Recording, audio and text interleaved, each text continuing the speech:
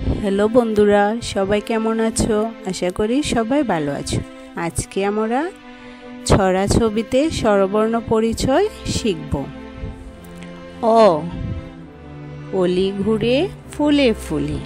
আ, আম ঝুলছে গাছের ডালে। রস্যই, ইলিশ ভাজা খেতে মজা। দীর্ঘই, ঈগল হলো পাখির রাজা।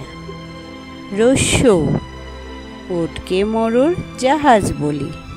দীর্ঘ, উষার আলোয় পড়তে চলি।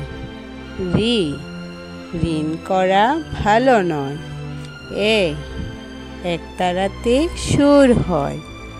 ওই, ঐরাবত চলে ধীরে ধীরে।